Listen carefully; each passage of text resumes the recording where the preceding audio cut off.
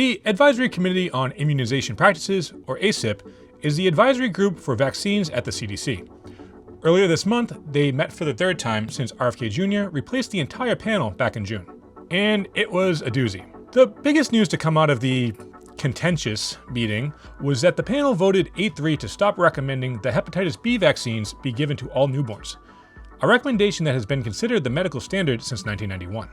Many observers felt that this was an extraordinarily bizarre ACIP meeting, a huge departure from how they've been conducted for decades, and it resulted immediately in widespread public pushback from various medical groups and professional societies. So what was so different about it? Why was it so alarming to medical experts? And what impact will the meeting have on vaccine access? All that and more in this week's Status Report.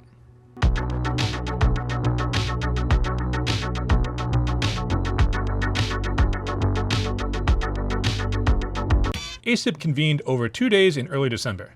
Here's a brief recap. So, as I mentioned, the biggest headline out of the meeting was that ACIP voted to roll back the recommendation that newborns receive the hepatitis B vaccine. But they did so without presenting any new evidence suggesting that the shots may be harmful. In response, dozens of groups representing doctors and public health interests released a joint statement that read, "This is a significant departure from the historic role ACIP has played in shaping vaccine policy in the United States. Previously, we could expect science to drive decisions, experts to debate evidence, and consensus to lead to shared, clear recommendations. That is not the case with the current committee, and this change puts Americans' health at risk." It wasn't just outside medical groups that took issue with the meeting, however. The meeting itself was unusually confrontational, even combative at times. One particular exchange involved a presentation by Aaron Seary, Good afternoon. a vocal critic of vaccines and an attorney who represents people who make vaccine injury claims. He flipped through a 76-page slideshow and urged the panel to revisit prior vaccine recommendations. Pediatrician and ACIP member Cody Meisner didn't mince words in his reaction to Seary's presentation. Here's what he had to say. What you have said is a terrible, terrible distortion of all the facts. You know how to present the facts that are favorable to you or to your client. That's your responsibility. That's what you're paid, and I suspect very handsomely, I suspect that's what you're paid to do, to sue people. But for you to come here and make these absolutely outrageous statements about safety, I think it's a big disappointment to me, and I don't think you should have been invited. I will be completely honest. Over. The panel also questioned the use of aluminum in vaccines, which alarmed vaccine experts and manufacturers. Research shows that the use of tiny amounts of aluminum in vaccines is safe and actually makes vaccines more effective.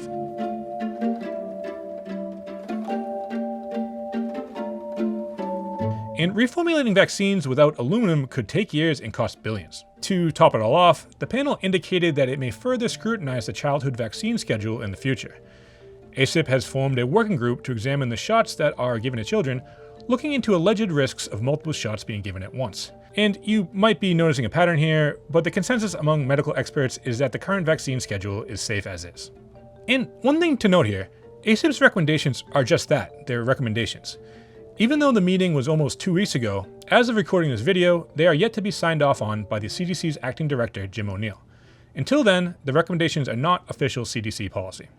And we just got news that CDC Director Jim O'Neill has signed off on the recommendation, and it is now officially CDC policy. To learn more about this unprecedented vaccine advisory panel meeting, earlier I spoke with my Stat colleague and Stat's Washington correspondent, Daniel Payne. But first, Status Report is a weekly video series from Stat. Every week, we try to bring you up to speed with all the biggest news in health and medicine. So if you're enjoying this video so far, please like and subscribe. It's a little click, but it actually helps us out a lot. All right, let's talk to Daniel. Hey, Daniel, welcome back to Status Report. Hey, Alex, thanks for having me. So that ACIP meeting was something else. I know it might be kind of hard to pick, but did any moments in particular stand out to you? There were a lot of moments that stood out to me, and I think stood out to a lot of people.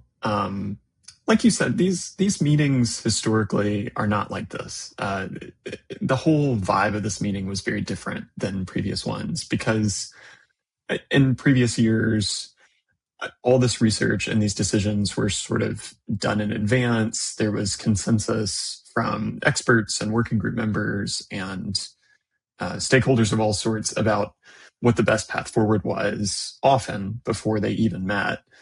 And then it was sort of perfunctory signing of the documents and explanation of the data.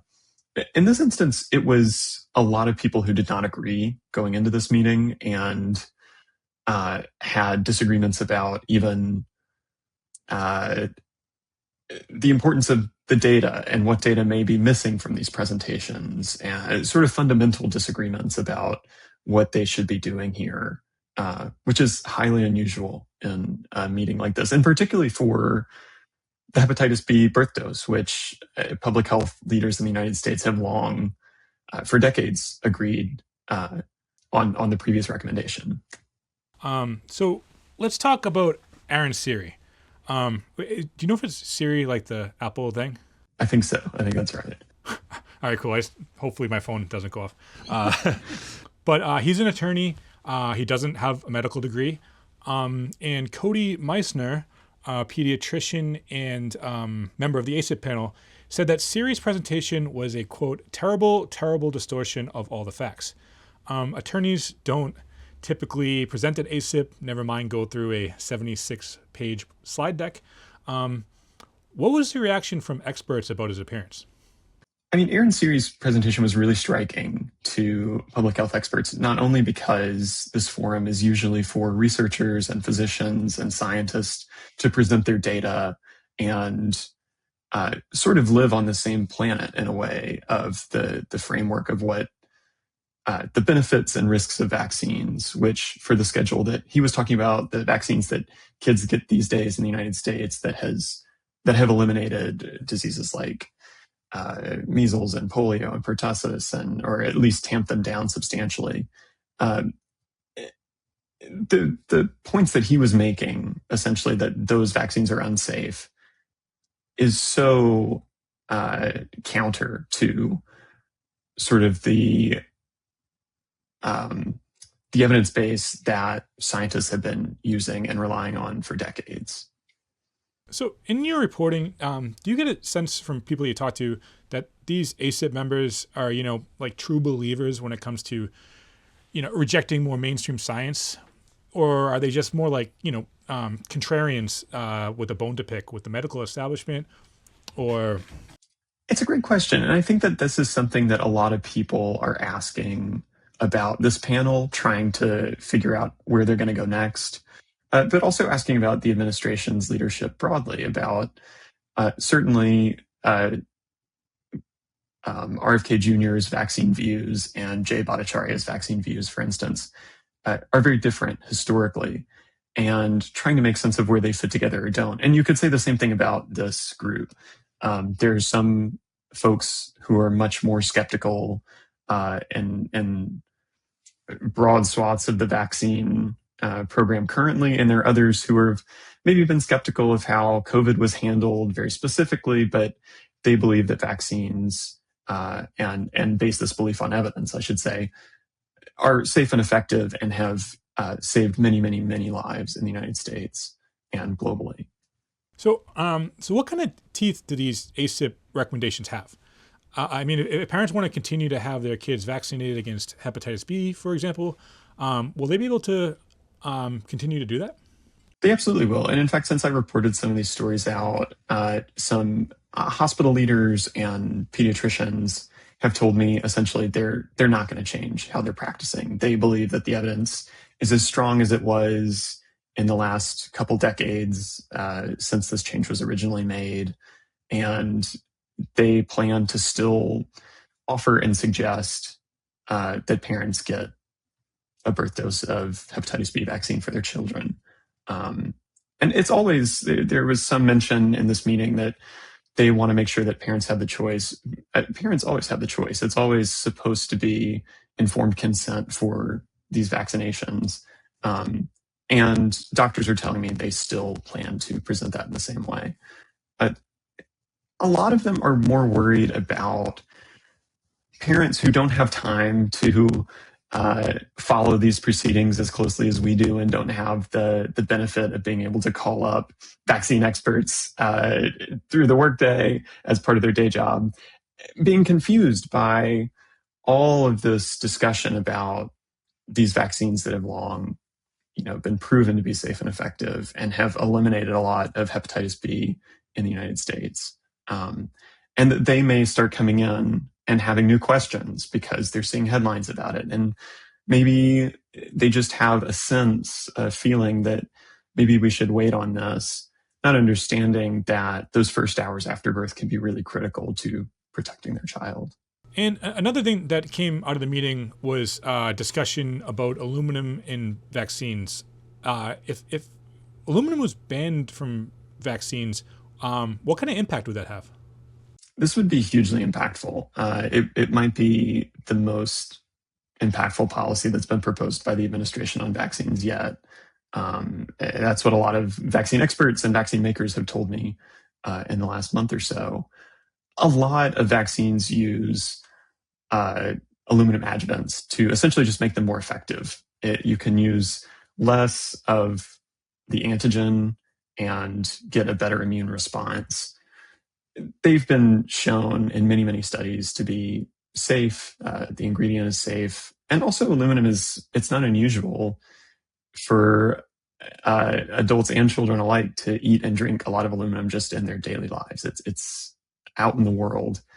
But this has long been a vaccine critics' talking point, that aluminum is unsafe, that it can cause a host of issues. There's not evidence for that, but it's something that the Secretary of HHS has talked about previously. And there's clearly skepticism on the committee about whether it is safe. And they talked about this month about initiating a new review into where it's used in the schedule. So it seems to me that folks that believe in vaccines will probably just continue to vaccinate their kids like they always have. It might even make them more likely to do so, in this politically polarized climate. So I just have to wonder, what's the motivation here? Is there any indication that RFK Jr. and his allies on ACIP have, an end game in mind? It's a great question. I think a lot of experts will point to Kennedy's history of wanting to reduce the number of vaccines that children get broadly in the United States, and his disbelief in the evidence that shows that they work and save lives and are safe. I think other people on the committee have different motivations. I think some simply want a really, really high bar of data and of research that they don't believe has been achieved. I think there are others who feel that informed consent of parents isn't strong enough, that parents should have more discussions with their healthcare providers about this, and it shouldn't be a given. It feels like part of the motivation here is to kind of almost, legitimize through a government venue, like a panel like this, ideas that have been considered pretty fringe. Absolutely. And I think it's also a way to legitimize distrust in the public health establishment and experts that grew really substantially during the pandemic. You could think about the review for deaths caused by the COVID shot, allegedly, that people have suggested, vaccine critics and Kennedy allies have suggested that the administration's past hid these deaths, and there is maybe some sort of conspiracy here. And they now are going back to find if there is any conspiracy, if there was any cover-up, that they're going to find that and make it right. And I think you see that sort of attitude being brought into a lot of these venues, ACIP being a great example, where you have advisors on this panel who want to go retread old issues. The vaccine schedule that has been, some of the shots and parts of the shots have been proven for a really, really long time. Aluminum adjuvants have been used for, I think, close to 100 years, if not more. And they want to go back and see if this establishment that came before them, that they don't trust, made any errors along the way that they can point out, that they can change. and that they would argue could make vaccines safer or more effective. In the meantime, though, a lot of doctors are warning our patients are not believing in these vaccines the way they used to, and vaccination is going down in certain communities, and that is putting people at immediate risk.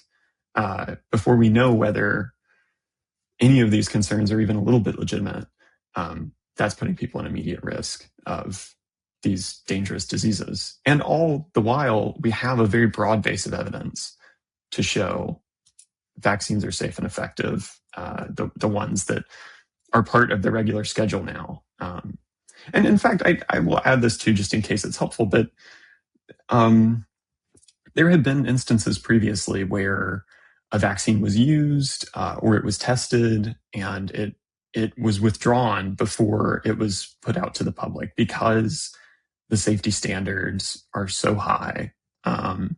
Or perhaps there was a vaccine that was used that it turned out the risk outweighed the benefit as things changed in the population or as disease's risk profile changed. So the public health establishment is also seeing ACIP in its current form, making these arguments and saying that we need to be careful about what we're giving children. And the public health experts on the outside are saying, we've been doing that. We've always done that. And we have a track record to show that we've done this many times. So I think that sort of, that distrust is a huge element here in all of this. Daniel, that was great. Thanks so much. Thanks, Alex. I appreciate it. Thanks, Daniel. It's always great to chat. And we'll be off next week. I'll be too busy doing last-minute Christmas shopping and finding new and novel places to put my kids' Elf on the Shelf. But I'm really excited about some videos we have planned in the new year. So please like and subscribe. It's a little click, but it's a big deal for us. And Happy New Year from all of us at STAT.